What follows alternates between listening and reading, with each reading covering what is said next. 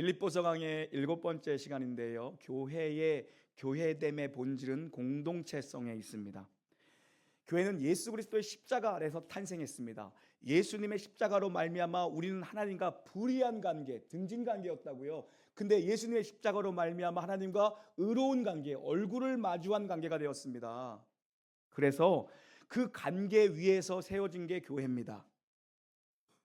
그리고 그 교회는 예수 그리스도를 주로 믿는다고 고백하는 사람들의 관계 속에서 존재하는 게 바로 교회입니다.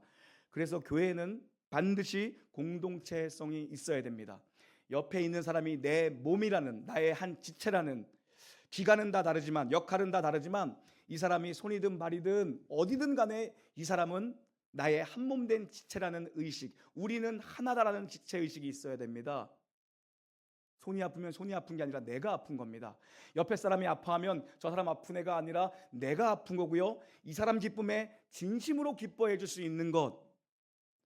사촌이 땅을 사면 배가 아파도 교인들이 땅을 사면 진심으로 기뻐해 줄 수 있는 것. 그것이 바로 교회 공동체입니다. 같이 함께 울고 함께 웃어줄 수 있는 것이야말로 교회 공동체성의 본질이거든요. 빌립보 교회는 사도 바울에게 너무나 애틋한 교회입니다. 10년 동안 한결같이 동역해 준 교회입니다. 파트너십을 가지고 늘 사도 바울을 뒤에서 묵묵히 후원해 준 교회가 바로 빌립보 교회예요. 왜요? 사도 바울을 도운 게 아니라 복음의 확장을 위해서, 은혜에 참여하는 자가 되기 위해서 이들은 은혜로운 일에 함께 동역한 거죠. 그런데 사도 바울이 빌립보 교회의 안타까운 소식을 듣습니다. 빌립보 교회는 설립부터 여성 중심의 리더십으로 세워진 교회가 바로 빌립보 교회인데 여초 현상이 강한 교회입니다. 여자들이 강한 교회가 바로 빌립보 교회예요. 그런데 그 여자들 사이에 분열의 조짐이 있었던 겁니다. 그래서 공동체 하나됨이 지금 깨진 거예요. 팀워크가 깨진 겁니다. 정말 큰 위기죠. 내부 분열이 있다는 거예요. 너무 사랑스러운 교회 빌립보 교회, 그 소식을 듣고는 사도 바울이 공동체성 회복을 위한 솔루션을 주고 있습니다. 그게 빌립보서 2장의 핵심인데요. 그 핵심 내용은 뭐냐면 나보다 남을 낮게 높게 여기라는 겁니다. 나보다 남을 훌륭한 신앙 인격자로 바라보라는 겁니다. 여러분 옆에 계신 분이 나보다 훨씬 신앙이 좋은 내 믿음의 선배님이고 내가 저 사람 등을 보고 따라가야 돼. 이 나보다 내 옆에 있는 사람을 낮게 여기라는 거예요. 역시나 아무도 아멘을 안 할 줄 알았어요. 여러분 옆에 있는 사람, 특별히 또 남편이 앉아 있는데 또 그렇게 아멘을 안 해줄 건 뭐야? 1부 때나 2부 때나 하여튼 한결같아. 옆에 분 한번 봐보세요. 어떤가? 나보다 나은가? 나보다 나은가? 봐봐요. 그 억지스럽게 하지 맙시다. 우리 아무리 짜고 치는 고스톱이어도. 그래서 이렇게 한번 해보자고요. 어떤 교회는 그래서 보니까 그렇게 인사한대요. 봐봐요. 옆에 분 보면서 이렇게 눈 마주친 다음에 이렇게 하는 거예요. 집사님 최고. 자, 합니다. 시작. 형식적으로 하지 말고, 그렇게 형식적으로 하지 말고. 예전에 제가 이 인사이트를 어디서 얻었냐면, 언젠가 내가 한번 써야겠다라고 한 걸 어디서 얻었냐면은 라디오스타. 여러분은 또 뭐 기도와 말씀의 사람이니까 라디오스타가 뭔지도 모르지. 라디오스타 보니까 그 김구라씨 있잖아요. 그분 흉내를 조세호라는 그 개그맨이 나와서 하는 거였어요. 그 김구라 형님이 이런다는 거야. 좋아. 세호 요새 좋아. 잘해, 좋아. 이런다는 거야. 내가 와, 저거 진짜 좋다. 교회에서도 성도들이 인사할 때 저렇게 인사했으면 얼마나 좋을까. 다시 한번 옆에 있는 여러분 남편을 향해서 억지로 하지 말고, 당신 최고, 당신 믿음 최고 한번 합니다. 시작. 최고, 집사님 최고. 여러분 시작부터 은혜가 안 되죠? 우리에게 필요한 태도는 오직 겸손입니다. 겸손 붙들어야 돼요. 나보다 남을 낮게. 여러분, 그런데 교회 공동체에선 특별히 어느 공동체나 마찬가지인데 겸손해야 롱런합니다. 겸손한 사람이 오래갑니다. 왜냐하면 하나님은 겸손한 자에게 은혜를 주시기 때문이에요. 교만한 자는요, 은혜의 유익을 누리기가 매우 힘들어요. 매우 힘들어요. 야고보서 4장 6절, 우리 하반절 말씀만 함께 확인합니다. 4장 6절입니다. 그러므로 시작. 그러므로 하나님이 교만한 자를 물리치시고 겸손한 자에게 은혜를 주신다 하였느니라. 성경은 일관되게 하나님이 물리치시고 하나님이 대적하시고 하나님이 낮추시는 자의 특징을 교만한 자라고 얘기합니다. 교만은 패망의 선봉이요 넘어짐의 앞잡입니다. 교만한 자는요 은혜의 유익을 누리기가 어렵습니다. 그런데 겸손한 자는요 은혜가 계속 공급되니까 롱런할 수 있는 거예요. 겸손해야 됩니다. 그래서 여러분 보세요. 그릇이 엎어져 있으면 거기 비가 와도 물이 담기지가 않아요. 그릇이 땅을 보고 있으면 안 됩니다. 내가 얼마나 잃었나, 내 밑에 얼마나 있나, 내 통장에 얼마나 잔고가 있나, 내가 아파트 40평까지 오는데 얼마나 걸렸나, 교회 성도가 얼마나 모이나. 여러분 그렇게 땅을 보고 살면 그때부터 은혜가 임하지 않습니다. 그 인생에. 그런데 그릇이 뒤집어져서 하늘을 바라보고 있고 목마른 사슴이 시냇물을 찾듯 나의 영혼이 오늘도 하나님 아니면 살 수 없습니다. 나는 이 땅의 것으로 뭘 가져도 하나님 만족이 되지 않습니다. 하나님만이 나에게 늘 새 노래의 대상 되시며 나에게 늘 새 힘을 주시는 분이며 새 은혜를 물붓듯 부어주시는 비를 준비하시는 하나님이시니 하나님 내게 은혜를 주십시오. 이런 겸손한 자, 하늘 향해 있는 자에게 비가 내려도 그릇에 받아지는 거죠.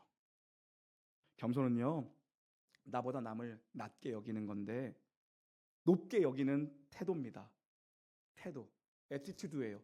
그것은 낮아짐이라는 중심에서 나오는 태도입니다. 겸손은 이건 사람 앞에 굽신굽신하라는 얘기가 아닙니다. 하나님 앞에서 내가 어떤 존재인지 하나님 앞에서의 자기 인식, 내가 어떤 은혜를 받았느냐. 야, 나 죄인 중에 괴수다. 나 만삭 태어나지 못한 자 같은 자다. 사도 중에 가장 작은 자가 나다. 그 인식이 있어야 됩니다. 그 인식, 자기 인식에서 나 같은 자를 구원하신 하나님. 그러니 내가 죄인 중에 괴수라는 이 인식 속에서 뭡니까?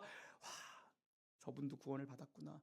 야, 내가 더 죄인이야. 저분이 최고야. 저분의 훌륭한 신앙 인격으로 본받고 싶어. 그런 태도입니다. 그런데 여러분, 인간은 자기 중심성을 다 가지고 있습니다. 우리 중에 누구 한 사람도 빼놓지 않고 다 자기 중심성이 있습니다. 그게 선악과를 따먹은 인간입니다. 그래서 옳고 그름을 내가 판단하고 싶은, 내가 심판자가 되고 싶은 거예요. 심판자는 하나님 한 분뿐이거든요. 우리 모두는 죄인입니다. 의인은 없나니 하나도 없다는 것이 바로 성경의 증언입니다. 근데 우리는 심판자가 아닙니다. 심판은 하나님입니다. 오직 의로우신 재판장이신 하나님만 옳고 그름을 판단할 수 있는 분이에요. 그런데 선악과를 따먹은 우리는 하나님처럼 되고 싶어서 그 유혹을 못 이겨서 선악과를 따먹었어요. 그건 뭡니까? 선과 악을 내가 판단하고 싶다는 겁니다. 내가 심판할 거야. 바로 그거예요. 그래서 낮아지는 게 너무 힘들어요. 겸손은 너무 힘들어요. 그래서 사도 바울이 이 분열이 있는 빌립보 교회, 허영심이 있던 겁니다. 헛된 영광, 사람에게 인정받고 싶은 헛된 영광이 있었던 거예요. 그리고 주의 일을 하면서도 경쟁심이 있었던 거예요. 내가 쟤보단 위에 있어야지. 내가 쟤를 밟고 올라가야지. 이 교회를 향해서 어떻게 우리가 낮아짐의 삶을 살 수 있을까? 오래도록 교회를 섬기고 오래도록 행복한 신앙을 하고 오래도록 하나님 앞에 칭찬받는 그런 신앙생활을 하기 위해서 낮아짐에 어떻게 삶을 살 수 있는지 낮아짐의 롤모델을 소개합니다. 바로 그분이 우리의 영원한 롤모델이 되시는 예수님의 낮아지심을 소개합니다. 예수님의 비하라고 합니다. 신학적 용어로 예수님의 낮아지심입니다. 5절 함께 읽습니다. 시작. 너희 안에 이 마음을 품으라. 곧 그리스도 예수의 마음이니. 너희 안에 이 마음을 품으라. 곧 그리스도 예수의 마음이니. 이건 뭐냐면 너희 안에 예수님의 마음을 똑같이 잘 새겨 놓으라는 겁니다. 예수님의 마음을 잘 끼워 맞추라는 거예요. 예수님의 마음. 예수님의 마음과 내 마음이 다르면 안 된다는 거예요. 주의 일 하면서 특별히 교회에서는요, 예수님의 마음과 내 마음이 다른 상태에서 하면 안 된다는 거예요. 예수님의 마음이 이 마음이면 나도 이 마음으로 해야 되는 거예요. 예수님의 마음이 이 마음이면 나도 그 마음으로 해야 돼요. 너희 안에 예수님의 마음을 딱 놓고 해라. 예수님의 시선, 예수님의 마음, 예수님의 국률, 예수님의 자비, 예수님이 원하시는 것, 예수님의 시선으로 주의 일 해라 이겁니다. 여기서 품으라는 현재 진행형입니다. 현재 진행형. 그건 뭡니까? 잠깐 그런 게 아니라 일평생 살아가면서 누구 한 사람이 아니라 모든 성도들이 예수님 마음 가지고 평생 살아야 된다는 것입니다. 예수님 마음 가지고 사람을 바라볼 때 예수님 마음으로 바라봐야 되고, 내가 감당해야 될 일이 있으면 이를 바라볼 때도 예수님이라면 어떻게 하실까? 그 관점으로 바라봐야 되는 겁니다. 그러면은 예수님 마음이 대체 뭐냐? 알아야 예수님 마음을 다 끼워 맞추죠. 이게 오늘 우리 공동체에 주시는 메시지입니다. 오늘 메시지 따라합니다. 우리 공동체가 하나 되기 위해 함께 품어야 할 예수님의 마음은 어떤 것입니까? 네, 예수님의 마음은 점점점 낮은 곳을 향하는 것이 예수님의 마음이었습니다. 예수님의 마음은 언제나 낮은 곳에 가 있었습니다. 예수님의 마음은 높은 곳에 있지 않았습니다. 예수님의 발걸음은 언제나 낮은 곳을 향했습니다. 6절 7절이 그 내용입니다. 함께 읽겠습니다. 시작. 그는 근본 하나님의 본체시나 하나님과 동등됨을 취할 것으로 여기지 아니하시고 오히려 자기를 비워 종의 형체를 가지사 사람들과 같이 되셨고. 예수님은 하나님의 본체시다. 이 말은 예수님은 하나님 자신이라는 겁니다. 예수님은 하나님이시다. 삼위일체 성부, 성자, 성령 하나님은 동등한 분입니다. 성자께서 성부에 비해 열등하거나 성령께서 성자에 비해 열등한 분이 아닙니다. 성부, 성자, 성령은 동등하신 하나님입니다. 본질상 하나이신 하나님이십니다. 그러나 이분은 세 위격 성부, 성자, 성령으로 계십니다. 사역 면에서는 구분할 수 있지만 이분들은 본질상 한 분이신 하나님입니다. 이 얘기는 하나님이신 분이 바로 예수님이 하나님이신데 예수님께서 자기를 비워 스스로 자기를 비워 종의 형체를 가지사 사람과 같이 오셨다라는 것입니다. 여기서 바로 케노시스라는 비움이라는 케노시스라는 단어가 나옵니다. 이건 스스로 자발적으로 하나님이 낮아지셨다는 겁니다. 스스로 자발적으로 자기를 낮추셨다는 것입니다. 이 6절과 7절의 동사들이 한글 성경에는 많이 등장하고 있는데요. 실제적으로 원문을 분석해 보면 케노시스, 비움 이게 동사고 나머지는 분사입니다. 요거를 다 수식하고 도와주고 있습니다. 그러니까 어떻게 예수님께서 자기를 스스로 자발적으로 비우시고 낮추셨는가? 종의 형체로 오셨다, 사람으로 낮아지셨다 이 얘기예요. 하나님이신 그분이 성부 하나님과 동일한 권능을 가지신 주의를 가지신 예수님께서 스스로 자원하여 기쁨과 자원함과 즐거움으로 하늘의 모든 영광과 무한한 권위를 스스로 제한하시고 이 땅에 오십니다. 왜냐하면 우리를 구원하시기 위해 오신 거예요. 이건 드라마 볼 때 왕이 그 저작거리에 이렇게 뭐 평민 복장 입고 순찰 도는 그런 게 아닙니다. 지금 평민들이 어떻게 살아가나 그게 아니라 복장을 바꿔 입은 것이 아니라 하나님이 인간 체험하러 오신 것이 아니라 하나님이 인간이 되셨다는 얘기입니다. 6절 보면 예수님을 하나님의 본체라고 얘기하고요. 7절 보면 예수님을 종의 형체라고 또 얘기합니다. 여기 본체와 형체라는 단어가 헬라어로 모르페라는 같은 단어입니다. 한글 성경에는 본체, 형체 다르지만 모르페라는 단어입니다. 이 말은 6절에서는 예수님의 신성, 예수님은 완전한 하나님이시다. 그리고 7절에서는 예수님은 완전한 인간이시다. 인성. 바로 예수님은 완전한 하나님이시면서 완전한 인간이시라는 이 하나님의 신성과 인성을 설명하고 있는 건데요. 하나님이 시공간을 초월하시는 영원 속에 거하시는 하나님이 우주의 주인이시고 우주를 발등상으로 삼으시는 하늘 보좌에 앉아 계시는 하나님이 자신을 제한하신 겁니다. 1점의 죄가 없으신 분이 죄인들의 인생 속에 오셔서 죄인들과 함께 거하신 거예요. 이게 하나님의 낮아지심의 출발인 바로 성육신입니다. 성육신 하신 그리스도, 하나님께서 성육신으로 인간으로 오신 하나님, 바로 그분이 예수님이라는 거예요. 예수님의 낮아지심은 여기서 더 낮아지십니다.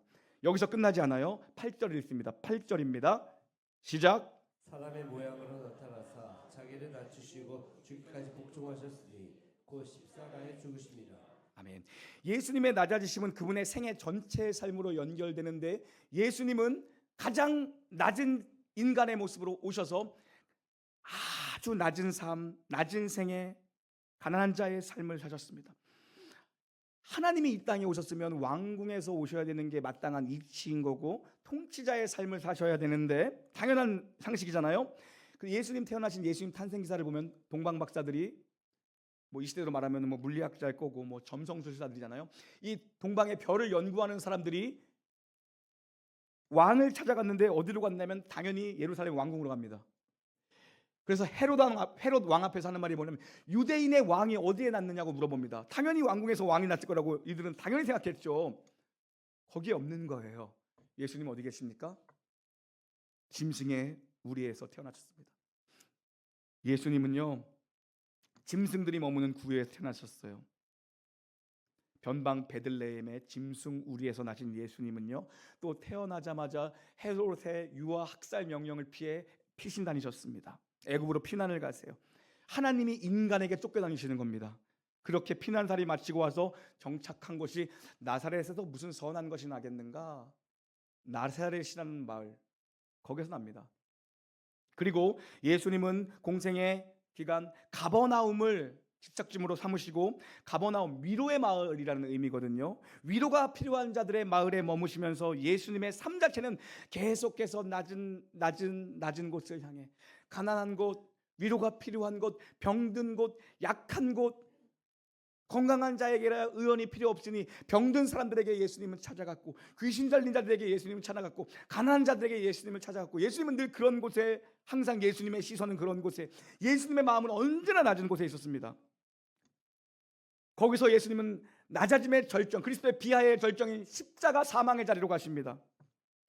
죄인들 중에 가장 흉악한 죄인들만 달리는, 저주받을 자들만 달리는 나무에 달리는, 나무 십자가에 달리는 예수님 자리로 예수님은 스스로 걸으십니다. 하나님이 인간 손에 죽임을 당하세요. 하나님이 인간 손에, 피조물이, 창조주가 피조물의 손에 죽임을 당하는 순간이 바로 그리스도의 십자가 사건이거든요. 인간에게, 자신이 지으신 인간에게, 사람에게 재판을 받으시고 짓밟히고 뺨을 맞고 침뱉음 당하시고 채찍에 당하시고 가시 면류관을 쓰고 손에 못을 박히시고 십자가에 달리십니다. 가장 높은 하늘 영광의 보좌에서 가장 낮은 사망의 그늘 아래까지 예수님은 내려가신 겁니다. 사망의 자리까지 예수님은 내려가신 겁니다. 왜 예수님은 스스로 자발적으로 이 길을 걸어가셨냐는 겁니다. 그게 9절부터 11절까지의 내용입니다. 함께 읽습니다. 시작.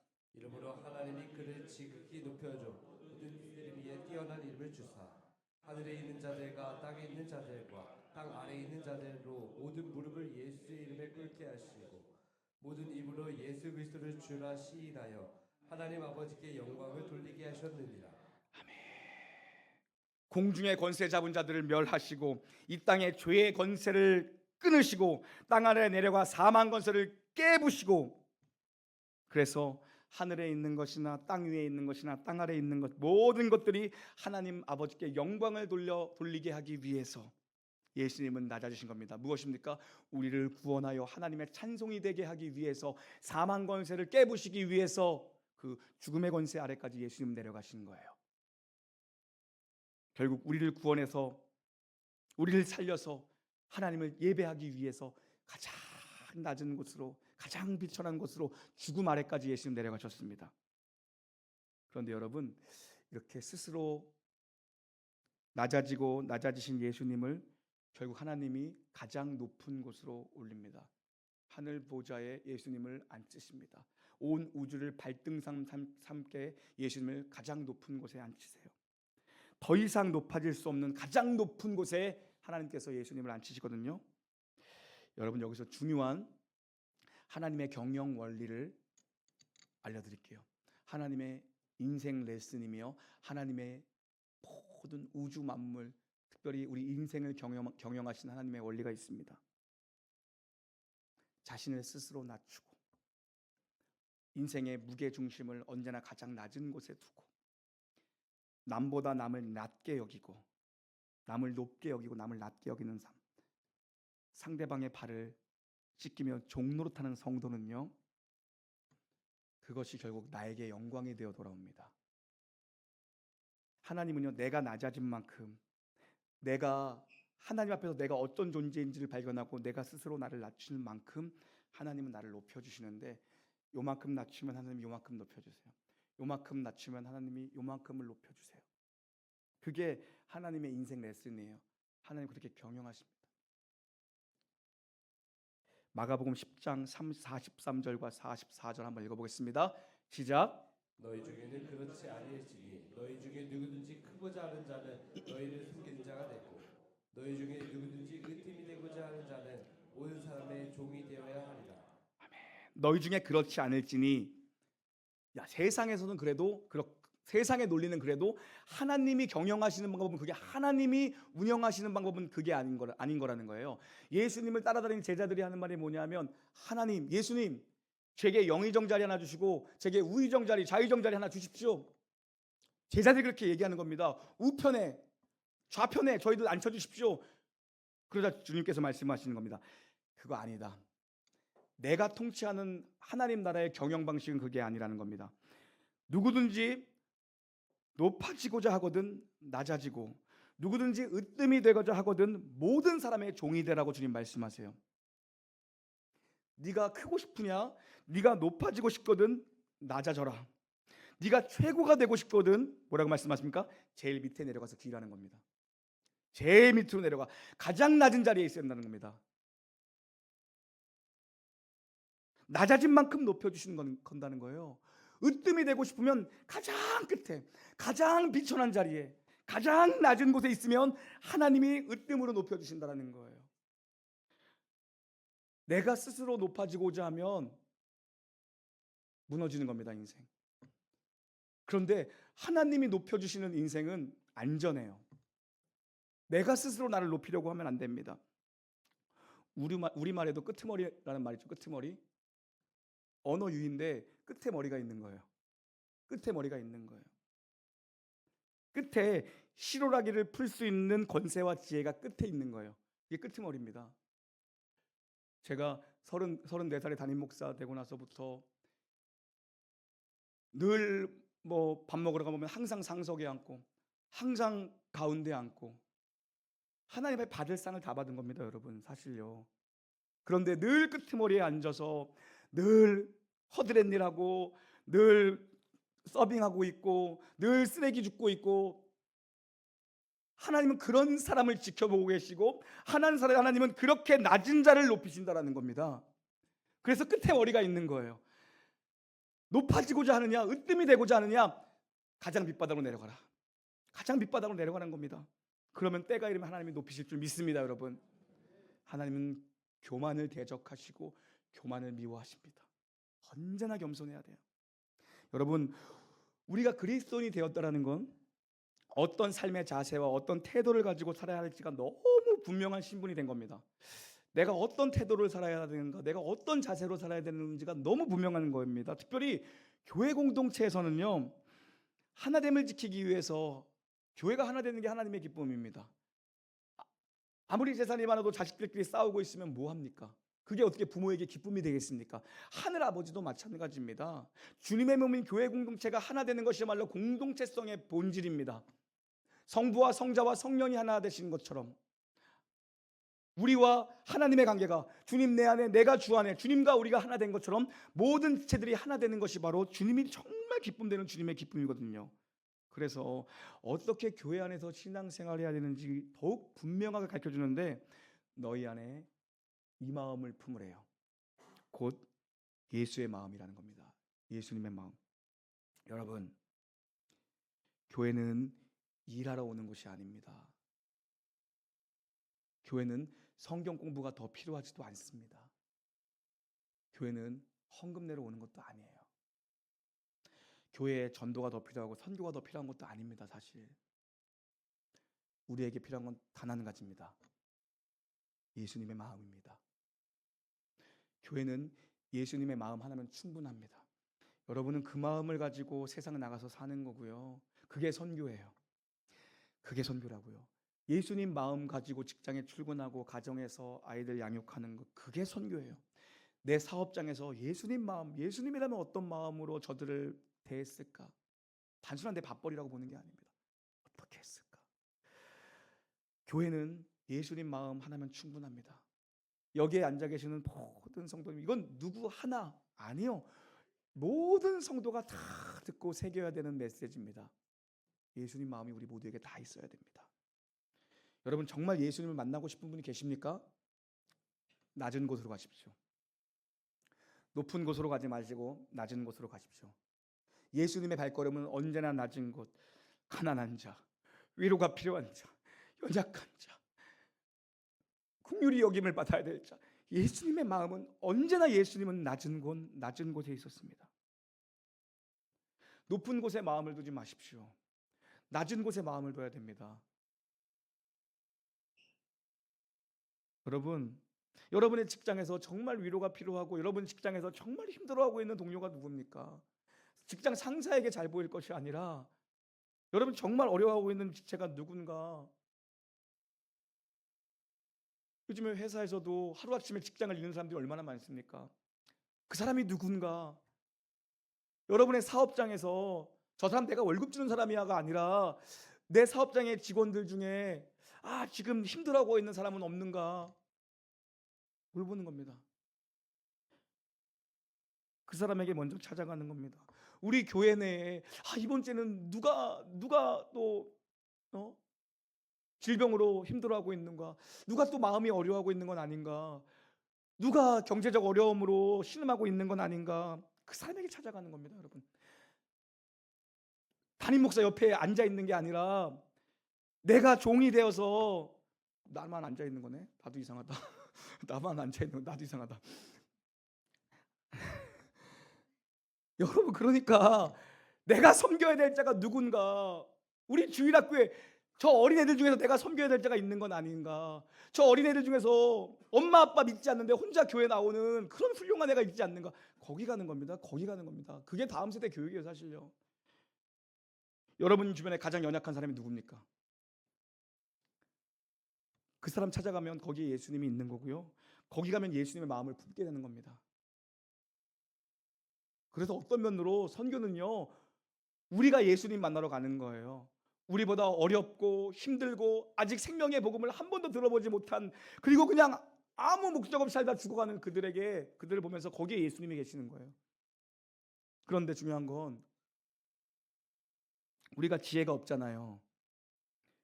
이 문맥이 빌립보서 2장 1절의 문맥이 어떻게 시작합니까? 그리스도 안에 무슨 권면을 할 때에, 그리고 사랑으로 위로할 때에, 형제간에 성령 안에서 교제할 때에, 긍휼과 자비로 서로를 돌볼 때에, 이 문맥에서 시작합니다. 뭐냐면 이렇게 교회 안에서 얼마나 좋은 일입니까? 연약하고 아파하고 힘들어하는 영혼들을 위로하고 권면하고 자비와 긍휼을 베풀어야 되는 거 얼마나 좋은 일입니까? 그런데 여러분, 좋은 일 할 때입니다. 좋은 일 할 때 어떻게 해야 되는가? 나보다 그분을 높게 여기는 태도로 해야 됩니다. 좋은 일을 하는데 죄인 같은 중심으로, 내가 죄인이라는 중심으로 그 사람을 섬겨야 됩니다. 내가 죄인인데 이분은 나보다 훨씬 더 훌륭한 분이야라는 마음과 중심으로 그분을 섬겨야 됩니다. 죄인의 마음, 죄인 같은 죄인이 되어서 그 사람을 섬겨야 됩니다. 더 쉬운 말로 내가 저 사람한테 꿀려서 하는 것 같은 위치에서 해야 됩니다. 뭘 할 때요? 좋은 일 할 때요. 좋은 일 할 때 그렇게 해야 됩니다. 위로하는 일, 권면하는 일, 자비를 베푸는 일을 할 때 내가 죄인이야, 저분한테는 제발 한번 받아주세요, 제발 위로 한번 받아주세요, 이런 죄인된 심정에서 해야 돼요. 제가 예전에 이랬어요.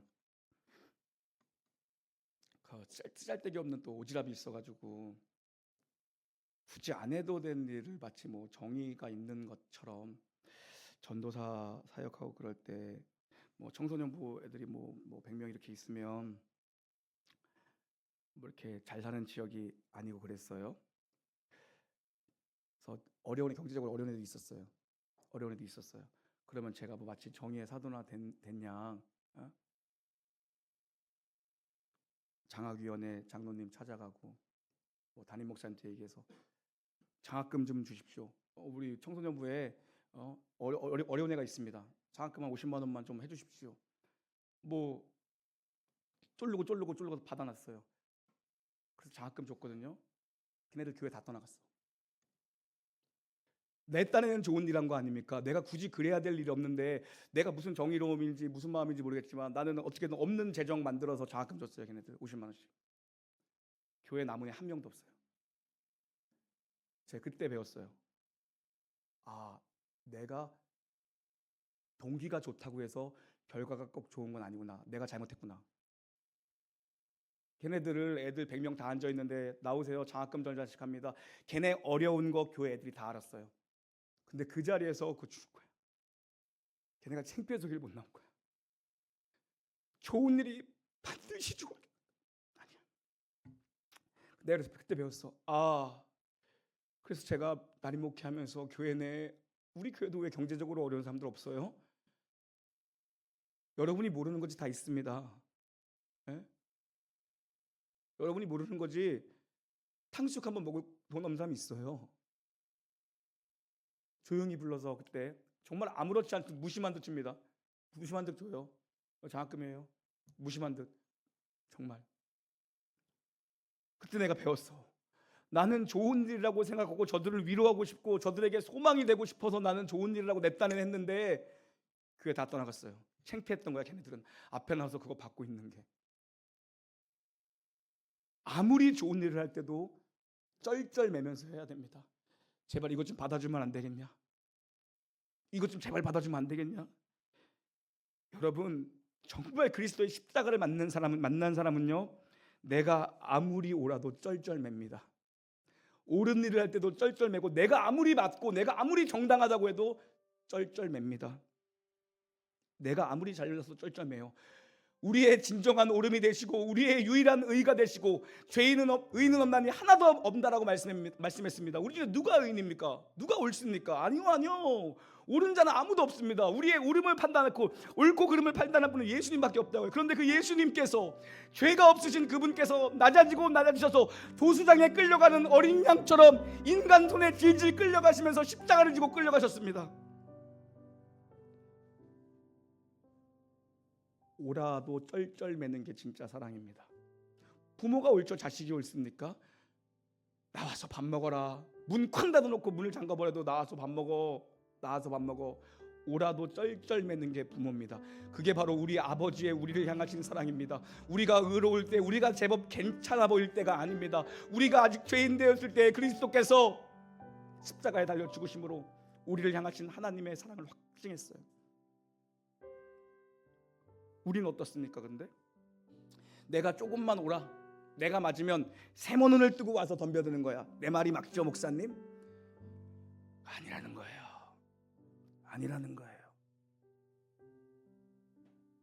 예수 그리스도의 십자가, 그 십자가는 우리에게 복음입니다. 우리에게 가장 좋은 사건이 복음이에요. 그런데 이 좋은 복음을 주시기 위해서 죄 없으신 예수님이 죄인이 달리셔야 될 그 자리에 질질 끌려 달리셨습니다. 좋은 일을 할 때도 죄인의 자리에서, 낮아짐의 자리에서 쩔쩔매면서 하는 겁니다. 옳은 일도 쩔쩔매면서 하는 겁니다. 그게 교회 세우는 사람들이고, 그게 진짜 그리스도의 십자가를 만난 사람들이고, 그게 진짜 그리스도인의 삶입니다. 그리스도의 삶입니다. 무엇을 하든 낮아짐의 자리에서 하십시오. 낮아짐의 자리에서 하는 겁니다. 기독교 신앙은요, 상대방이 내 마음에 들기를 바라는 것이 아닙니다. 여러분 옆에 있는 사람 한번 보십시오. 봐보세요. 그 사람 마음에 들어요? 아니요. 누구야? 아니요. 했는데 일단 잠깐 상담실로, 교무실로. 아니요. 정직해서 상 주려고. 마음에 들어요? 다음 질문은 대답 똑바로 해요. 목사가 마음에 들어요? 눈치 이제 이 정도 하니까 10년 하니까 이제 손발이 맞는다. 여기서 아니면 했으면 이제 바로 교무실 가서 여러분, 아니요. 마음에 드는 사람, 내 자식도 내 마음에 안 드는데 어떻게 마음에 듭니까? 마음에 안 들어요. 상대방이 내 마음에 들기를 바라지 마시고, 기독교 신앙의 핵심은 내 마음에 들지 않는 자를 끝까지 끌어안는 싸움을 하는 겁니다. 나를 향해 인사도 안 하고 등을 보이는 자가 있으면 등을 껴안는 게 기독교 신앙의 핵심이에요. 우리 모두가 예수님께 베드로만 등 보인 게 아닙니다. 베드로를 대표로 하는 베드로가 등을 보였으면, 예수님 가장 가까이 있던 베드로가 배신했으면 우리야 말할 것 더 있습니까? 우리가 예수님한테 등을 보인 자입니다. 등을 껴안는 것도 사랑이에요. 등을 껴안는 것도. 그 사람이 나한테 인사 안 하고 나 안 바라봐줘도 상관없어. 그 사람 등을 향해 기도하는 것도 사랑입니다.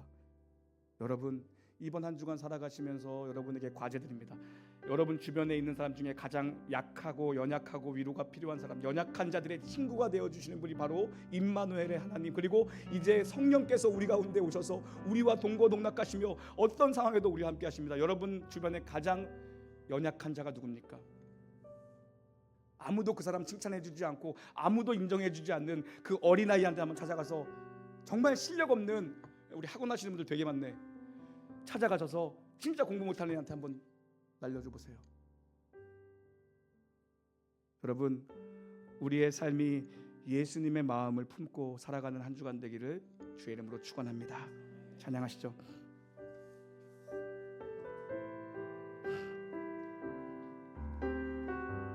주님은 시간을 뚫고 이 땅 가운데 오셨네.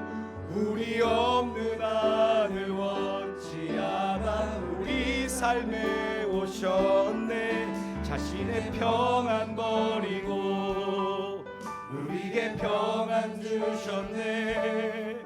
가장 낮은 자의 모습으로 우리 삶에 오셨네. 하나님 우리와 영원히 함께 하시네. 꿈없는 우리에게 그 나라 보여주시네. 연약한 자들의 친구가 되어주시고 힘없는 우리의 인생을 위로하시네. 처음부터 고백합니다. 주님은 시간을 이 땅 가운데 오셨네. 우리 없는 하늘 원치 않아. 우리 삶에 오셨네. 모든 권태를 버리시고 가장 낮은 자의 모습으로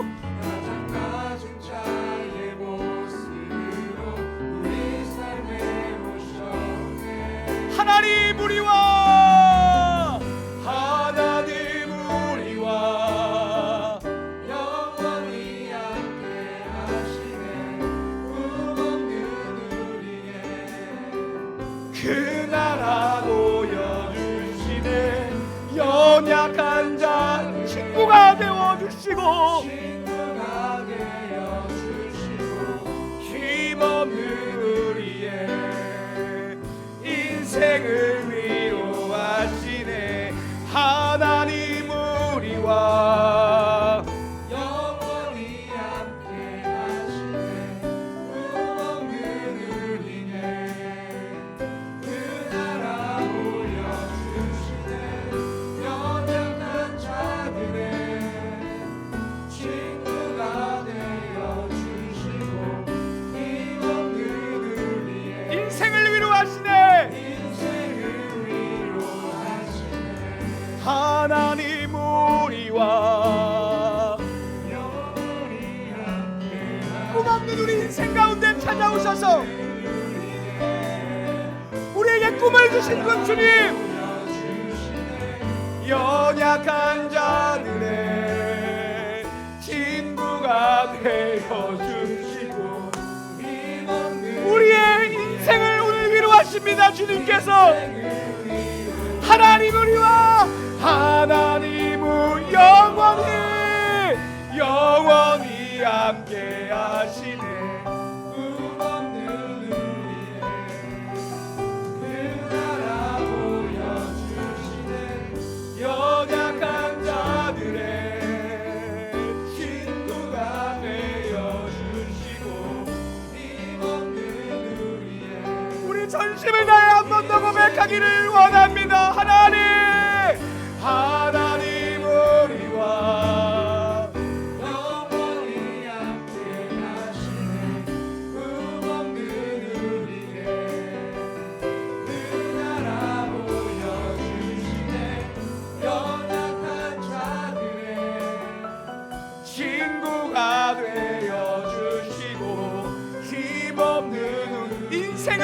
하시네. 우리의 목소리로 고백합시다. 하나님 우리와 영원히 함께 하시네. 꿈없는 우리의 그 나라 보여주시네. 연약한 자들의 친구가 되어주시고 힘없는 우리의 인생. 우리 다 함께 자리에서 일어나시겠습니다. 하나님 우리와 영원히 함께 하시네.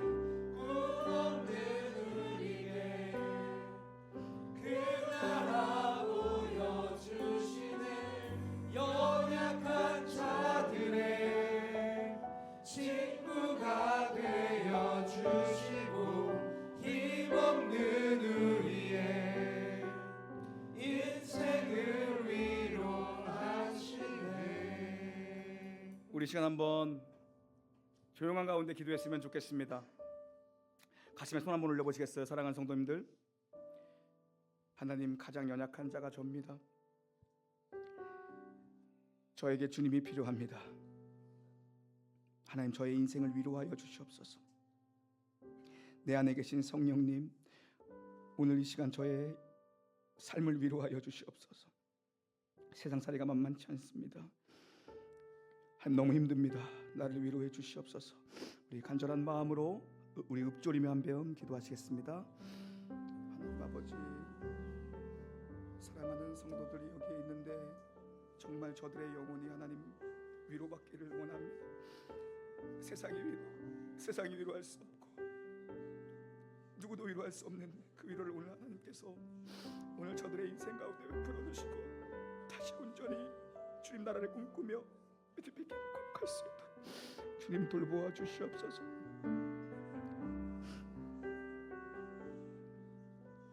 우리 한 번 더 기도할 것은요, 여러분 남편과 아내가 계시다면 손을 한번 잡으십시오. 두 부부가.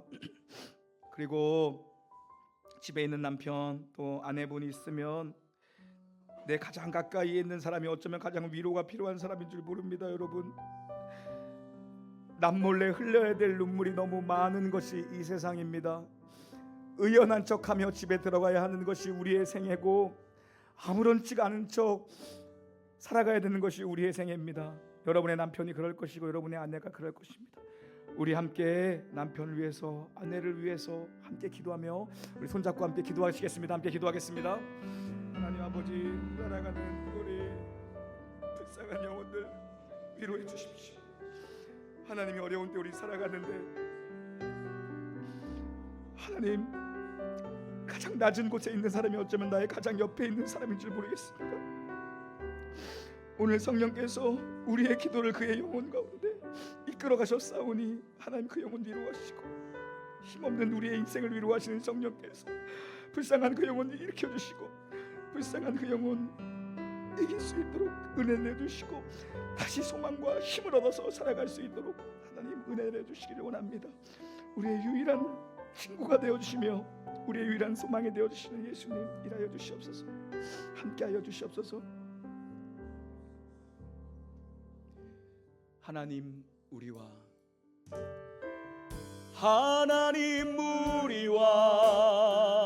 영원히 함께 하시네. 꿈없는 우리의 그 나라 보여주시네. 연약한 자들의 친구가 되어주시는, 힘없는 우리의 인생을 위로하시는 주님, 오늘 사랑하는 주님의 자녀들을 위로하여 주시옵소서. 하나님 우리와 영원히 함께 하시네. 꿈없는 우리 인생 가운데 찾아오셔서 소망이 되어주신 주님, 연약한 자들의 친구가 되어주시고 힘없는 인생을 위로하시네. 우리 한 번 더 고백합시다. 하나님 우리와 영원히 함께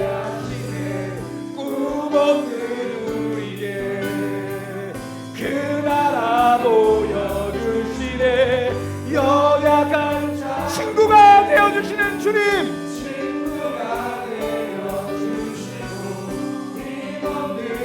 우리 마지막으로 두 손 높이 들고 주님 앞에 고백합시다. 하나님 우리와 영원히 함께 하시네.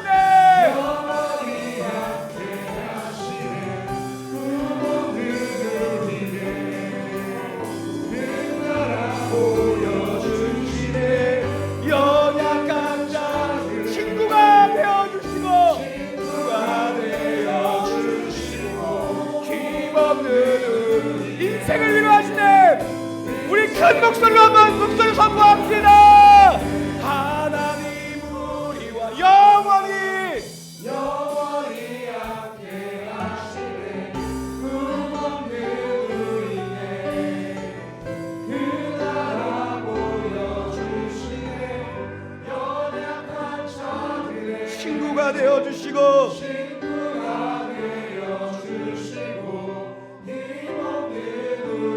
인생을 위로하시네. 우리 성도님들 목소리만 선포합시다. 하나님 우리와 영원히 함께 하시네. 꿈없는 우리의 그 나라 보여주시네. 연약한 자들의 친구가 되어주시고 끊임없는 우리의 인생을 위로하 힘없는 우리의 인생을 위로하 힘없는 우리의 인생을 위로하시네. 하나님 아버지, 우리가 아직 죄인 되었을 때에 죄인된 우리를 위해서, 연약한 우리를 위해서 주께서 십자가에 달려 죽으심으로 우리에 대한 하나님의 사랑을 확증하셨지 않습니까? 오늘 저 영혼들의 삶이 위로가 필요하고 연약합니다. 하나님 정말 찾아가 주셔서 이 예배를 통해서 연약했던 모든 부분들이 치유받고 회복되고 다시 일어나 우리의 유일한 살소망 되신 예수 그리스도를 향해, 표대를 향하여 달려갈 수 있는 사랑하는 성도의 삶이 되게 하여 주시옵소서. 그리고 이번 한 주 살아가면서 저들 주변에 가장 연약한 자들이 있습니다. 어쩌면 내 남편이 가장 연약한 자요, 내 자녀가 가장 연약한 자요, 이 교회에 가장 연약한 자가 있는지도 모릅니다. 그들에게 예수님의 마음을 품고 다가가 손 내밀 수 있는 사랑하는 지체들 되게 하여 주시옵소서. 우리 주 예수 그리스도의 은혜와 하나님의 사랑과 성령의 내주 교통하심이 예수님의 마음 닮아 그 마음 품고 낮은 곳으로 더 낮은 곳으로 향하여 살기를 소원 결단하는 예수 안에 있는 놀라운 교회 모든 영가족 무리와 이제로부터 영원 무궁히 함께 있을지어다. 아멘.